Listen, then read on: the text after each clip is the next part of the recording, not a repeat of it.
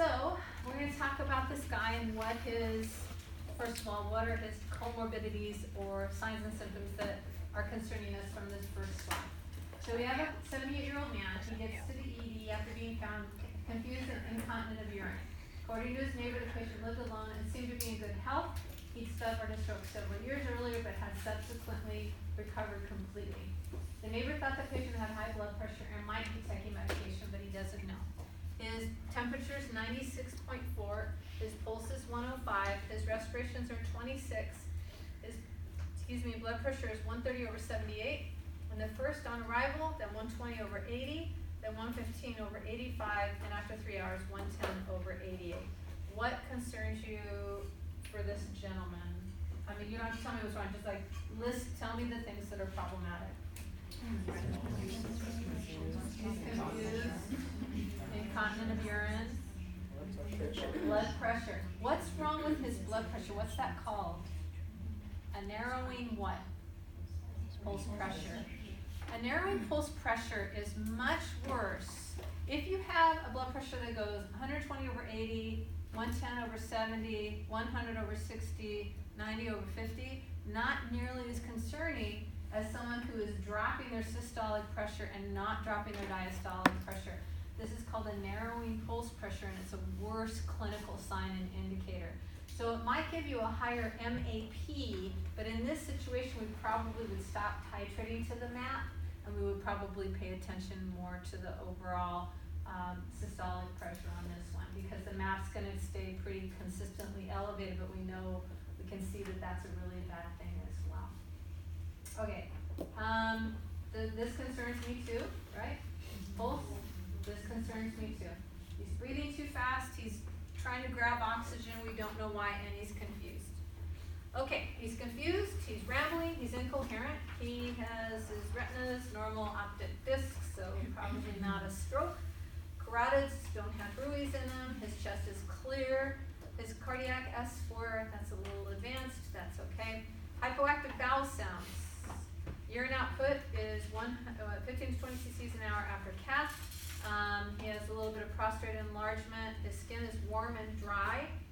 Neuro's no direct question response to speech. He's incoherent, intermittently awake, somnolent, not oriented to time or place, nerves intact, unable to sit upright because of generalized weakness, and bilateral parental responses. So start from the top and tell me what concerns you at the top.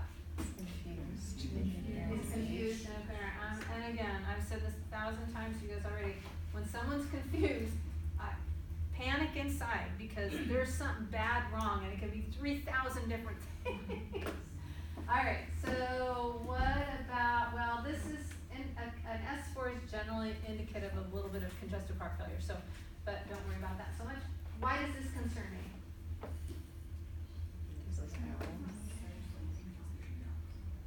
heard the little sound.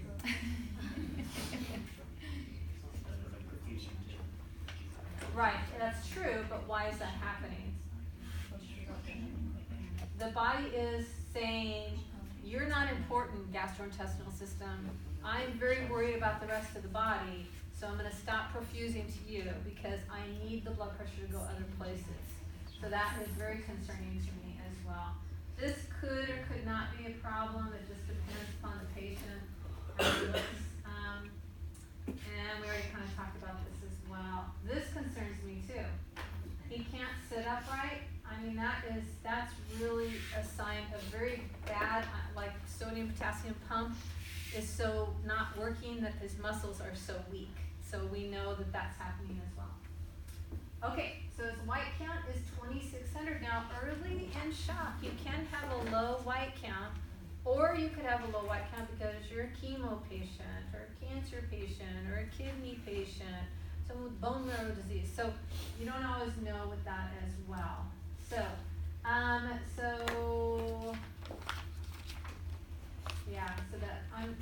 these numbers are kind of not very impressive to me. It's a little bit of a shift. So,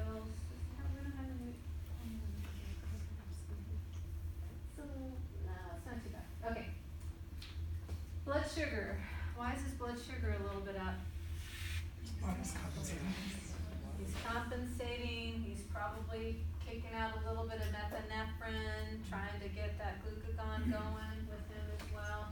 His K is elevated, but I'm not really worried about a big problem because that is not that bad. It could be, we have to kind of watch and see as well. This is showing me that he's on the dehydrated side, but what is this is what I'm worried about. What is that showing me? He's got a UTI, so he's probably got urosepsis, right? That's what we're thinking. How many of you have seen urosepsis on an old person?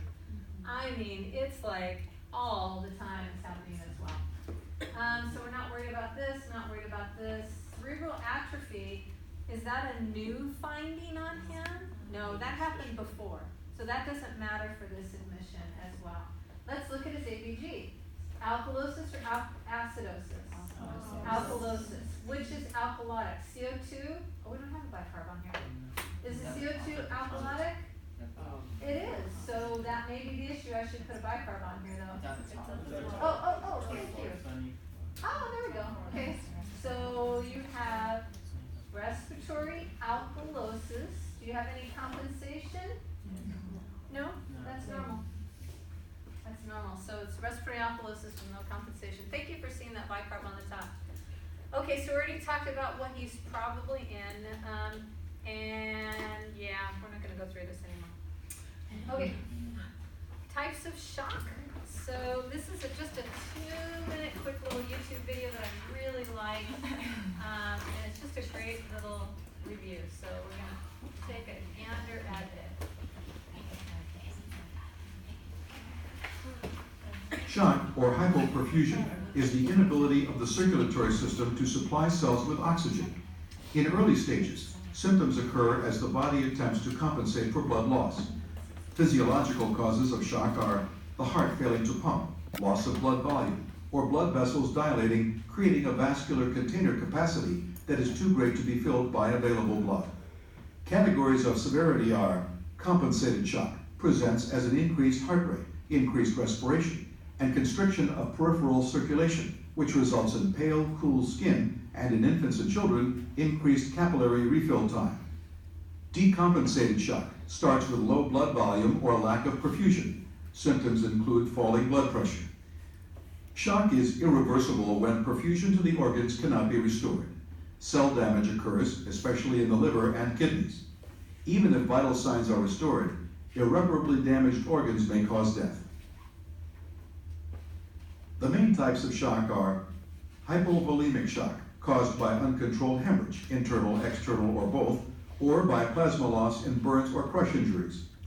Cardiogenic shock occurs during a myocardial infarction or heart attack. Damaged heart muscle or electrical malfunctioning decrease the strength of the heart's contractions, causing a slow, fast, or irregular heartbeat. Neurogenic shock may result from the uncontrolled dilation of blood vessels due to nerve paralysis in spinal cord injuries. There is no blood loss, but the blood vessel dilation increases the capacity of the circulatory system, and available blood can no longer fill it. Sepsis, massive infection, or an anaphylactic or severe allergic reaction may also cause shock from blood vessel dilation. As an EMTB, you do not need to diagnose the type of shock.